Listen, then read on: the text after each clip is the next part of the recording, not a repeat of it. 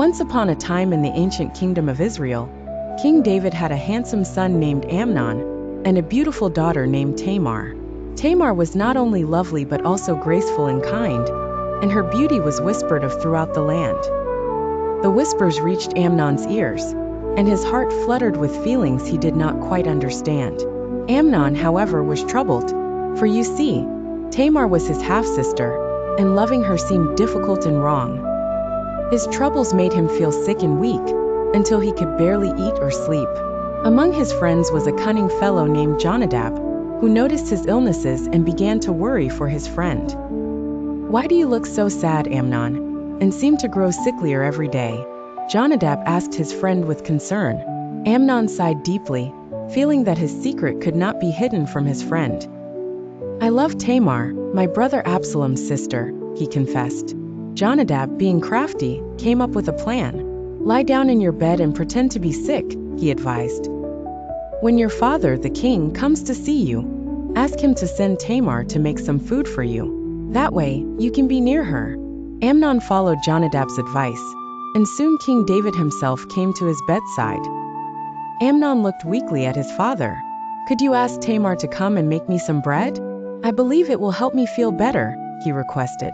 Wishing his son well, King David sent Tamar to Amnon's house. Tamar, always gentle and ever willing to help, agreed to bake the bread with her usual grace and skill. She prepared it lovingly and brought it to her brother's room. When she entered, Amnon asked everyone else to leave the room, and Tamar, unaware of her brother's deep plans, did as he pleased. Once they were alone, Amnon approached Tamar with dark determination. "Come lie with me, dear sister," he asked suddenly.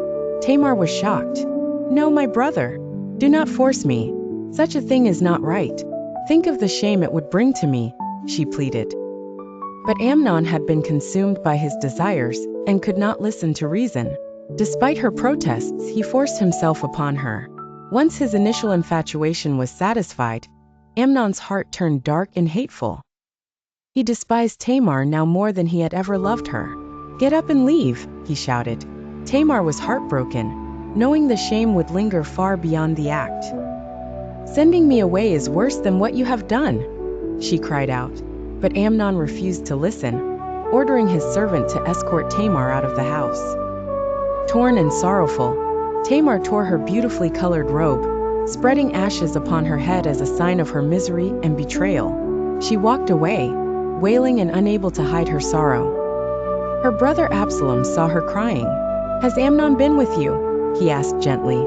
"Do not let your heart be troubled more than it already is, for you are still my sister." He comforted her with a promise of protection. In the days that followed, Tamar lived in her brother Absalom's house, feeling desolate and despondent.